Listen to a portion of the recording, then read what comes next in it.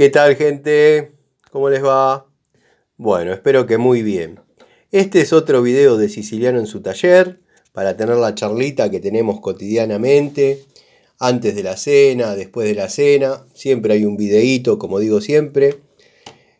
Bueno, en este canal lo que vamos a encontrar son descripción de herramientas, cuestiones técnicas, uso de herramientas, testeos, algunas tareas cotidianas que desarrollo, ya sea en el taller o en la obra o realizando alguna instalación domiciliaria.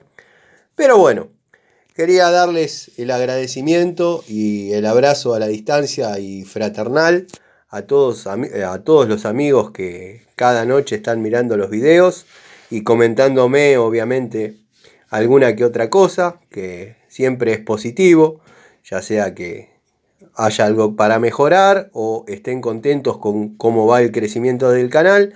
A mí me sirve porque me ayuda a crecer.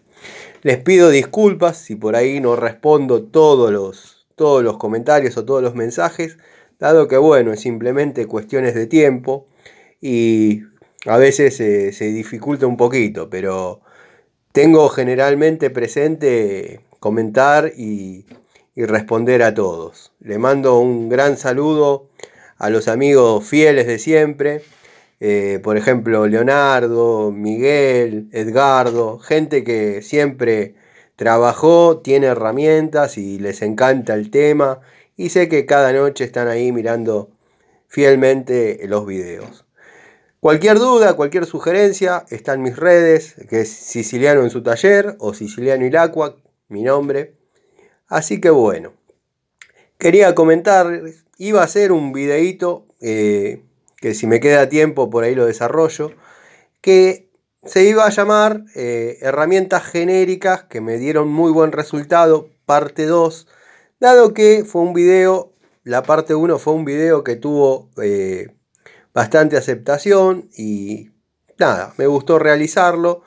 Pero después, leyendo los comentarios del video de anoche, de la charlita de anoche, no estoy teniendo buen pulso porque hoy estuve haciendo fuerza y verdaderamente me tiembla un poquito la mano, pero nada grave. Volviendo al tema, a veces me disperso un poco. Estaba viendo los comentarios del video de anoche, donde mostraba las llaves, digamos, para caños, y noté que el factor común, ya sea en los comentarios de YouTube o los comentarios en mis redes, es que muestre más o menos el uso de la herramienta. O sea, no está para nada mal. Hay amigos que por ahí no se dedican a la plomería o no tuvieron necesidad de utilizarla, porque esta llave se puede usar, si bien la finalidad y para lo que más se usa es en caños, se puede apretar tranquilamente un bulón con esta llave. Así que bueno, es lindo dar esa explicación, espero que se entienda, dado que bueno, tuve que montar la Barberito número 0, que está conmigo desde el año 95. Bueno, la fijé mediante 2 tornillos Parker, nada seguros, pero bueno, son para hacer esta demostración, dado que la morsa de caño de 2 pulgadas la tengo en el trabajo que estoy realizando, y la de 4, como es una bestia bastante pesada, no la tengo armada, ya no la utilizo prácticamente. Así que bueno, monté esta, puse el buje para que traben las caras en la morsa, porque hice el video, llegué a la mitad, cuando estaba haciendo la demostración se me zafaba y bueno, no quedaba prolijo, entonces decidí hacerlo de nuevo. Así que bueno, voy a tratar de que esta vez salga bien. Igual, como decían todos, la tercera es la vencida. Espero que no tener que hacerlo nuevamente. Para completar un poquitito la información de anoche, bueno, lo primero que les voy a decir es que estas son las llaves de la línea Sanogas, que son las primeras que yo tuve en el oficio de gasista. Esta, bueno, el color amarillo epoxi delata prácticamente que es para gasistas, ¿no? O gasistas de aquella época. La verdad no era para nada anatómica, no era para nada ergonómica, tenía juego por todos lados. Pero bueno, con esta llave de 1 pulgada, y esta es de 1 pulgada, y está la de 1,5 pulgadas y 2 pulgadas. Yo empecé a trabajar en el oficio. Obviamente, con todas las falencias que les cuento, juego por todos lados, se torcía, pero siempre cumplía con los objetivos. O sea, la verdad que mis felicitaciones a la gente de Sano Gas, porque para los que empezamos a trabajar en el oficio de gasista, en la ejecución de cañerías, fue una herramienta espectacular. Más o menos allá por el año 2002 debe haber sido esta herramienta.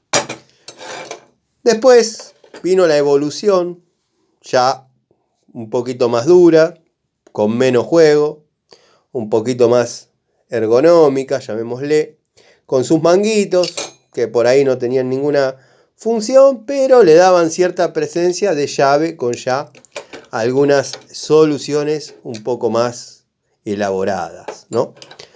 Así que bueno, estas fueron mis primeras llaves en el oficio de gasista. Después, obviamente, estaba la 141, la 142, todo el elenco de llaves que le mostré. Y esta, la que falta, digamos, que no mostré, es la de la línea Bremen, que imita mucho a lo que es la 141, 142. Pero ¿por qué no la mostré? Porque estoy esperando para hacer un video de Bremen exclusivamente, o sea, de escribir el surtido de herramientas marca Bremen. Como digo siempre, para no dar la misma información en un video que en otro, que a veces pasa porque hay congruencias entre una cosa y la otra, trato de, bueno, juntarlas todas las herramientas y hacer un video general de Bremen, que va a durar unos cuantos minutos. Así que prepárense los que les gusta esto para mirarlo, y bueno, a los que no les gusta les pido disculpas. Así que bueno, ya tengo montado el buje. Como dije, lo intenté hacer con el caño, pero se me giraba, no quedaba prolijo. Así que bueno, le digo a los amigos, el buje se enrosca acá, obviamente con el sellador, el teflón, el litargirio, lo que corresponda. El uso de la llave, vamos a decir que es como el de una pico del oro gigante, una pico del oro grande, pero que no tiene posiciones estipuladas. Por ejemplo, ustedes me escuchan a mí nombrar mucho las 7 posiciones de la doble cremallera. Bueno, imagínense que esta es una pico del oro, pero no tiene 7 posiciones. Nosotros le damos las posiciones desde este lugar. Una vez que tengan eso en cuenta, ya el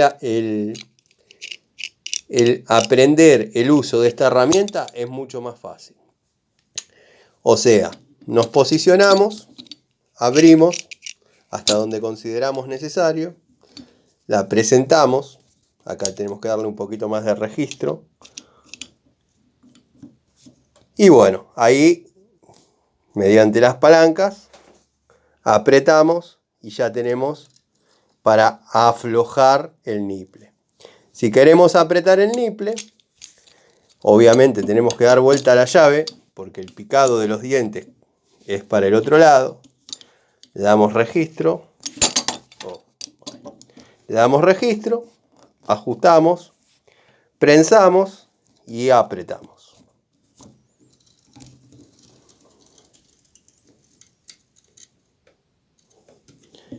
Volvemos. Ahí vamos, ¿ves? Exactamente. Ahí. Listo. Lo tenemos que aflojar. Muy bien. Vamos a suponer que no está con la medida, el tornillo correspondiente. Tenemos juego. Bueno. Lo arrimamos, la abrimos, lo arrimamos hasta una posición donde nos dé seguridad, firmeza. Tendríamos que haber nacido con 3 manos, ¿no? Buah.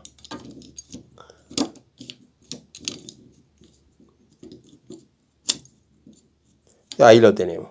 Ahí ya estamos en posición para aflojar el nipple. O sea, lo que tiene que quedar en claro es, esto es una pico de loro que no tiene posiciones estipuladas, como sería la pico de loro.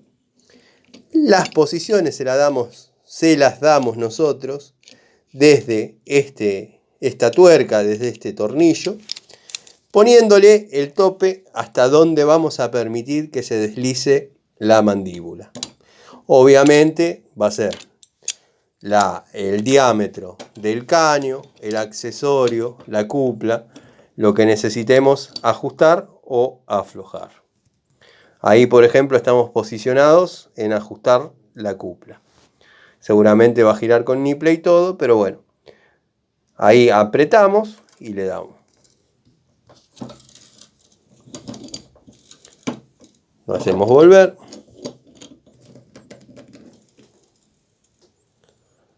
Bueno. Si tendríamos que trabajar con 2 llaves. Bueno, depende del caso. Si uno quiere aflojar o apretar, una tiene que aguantar. Esta la posicionamos para aguantar con una mano. Y ahí ya estamos en condiciones para con otra herramienta que previamente regulamos y todo lo que dije, y le damos el ajuste correspondiente. Obviamente con una mano tenemos una y con la otra hacemos el turn. Hay que tener mucho cuidado, aprovecho.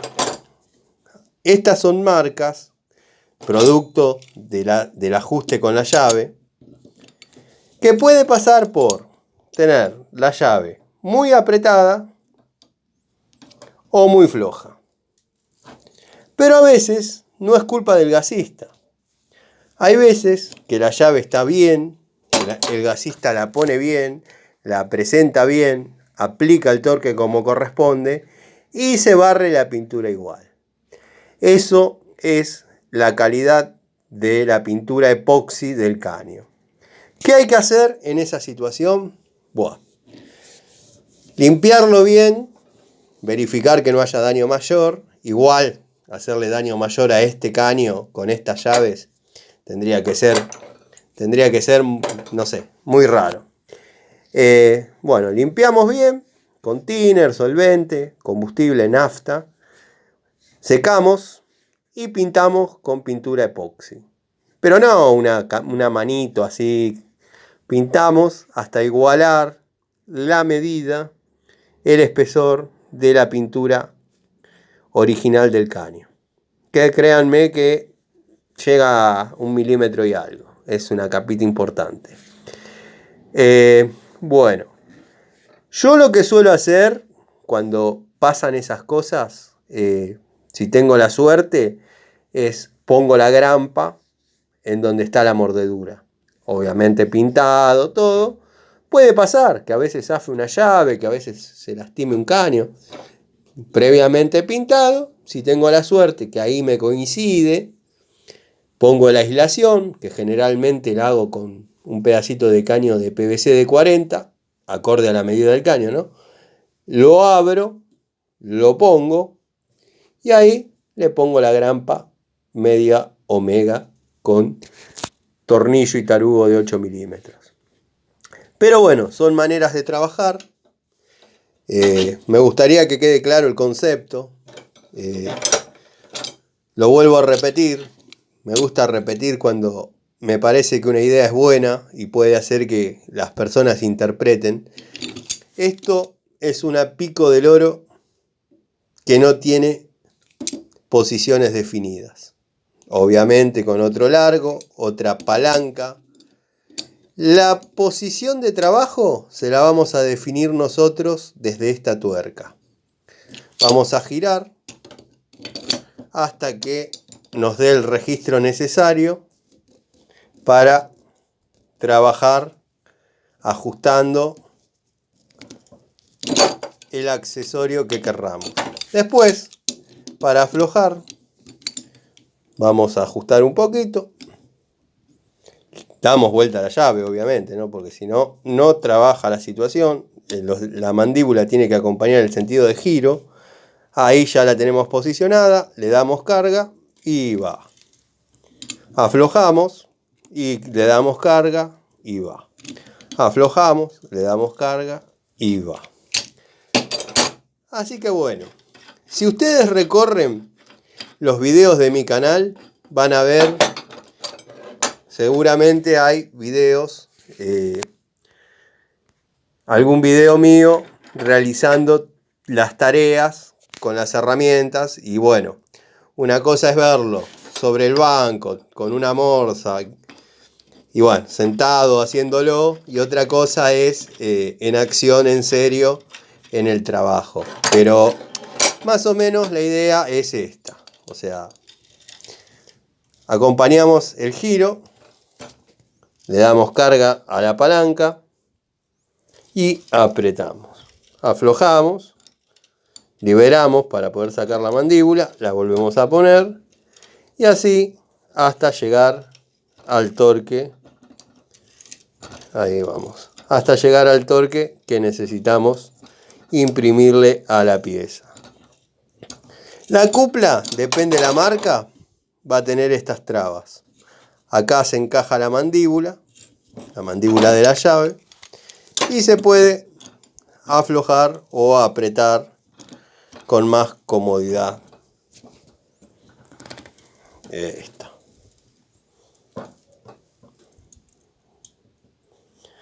¿Ven? ¿Notan esto?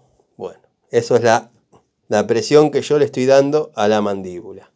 La tuerca en el punto que yo quise, que yo elegí para trabajar. Y bueno, ahí vamos. Tano, pero ahí aflojaste sin dar vuelta a la llave. Sí, aflojé sin dar vuelta a la llave, pero porque estaba trabado y simplemente era para desacoplar el niple. No es que estaba trabajando, esto está pegado con litargirio y yo pongo la llave al revés y lo aflojo, nada. Todo tiene una posición de trabajo.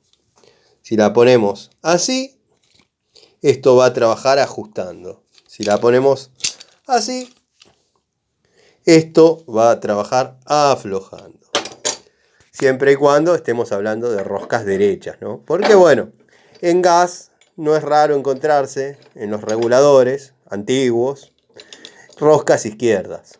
Aunque ustedes no lo crean, me ha pasado. Ando con un poco mal de pulso, pero por una cuestión de que estuve haciendo fuerza y bueno, se nota el temblequeo, pero no es por nada. Ha pasado que he visto alguno que otro, estaba diciendo, que intentó cambiar regulador de presión y se les cortó el flexible de cobre. ¿Por qué? Porque vienen con un manguito izquierdo, que primero se aprieta con el manguito se aprieta el flexible del regulador al manguito y hace la transición de rosca izquierda a rosca derecha. ¿Y por qué, Tano, no viene con rosca derecha de una? Porque ese mismo manguito, que es el adaptador para convertir el flexible de izquierdo a derecho, ese flexible se usa para gas envasado. O sea, esa rosca es la que entra, no les digo en la garrafa, les digo en el cilindro de 45 kilos, que es como se dimensionan las instalaciones. O sea, las instalaciones no se dimensionan con garrafas de 10 kilos, se dimensionan con equipos de cilindros de gas envasados de 45 kilos, que siempre como mínimo van a ser 2. No existe una instalación que lleve 1.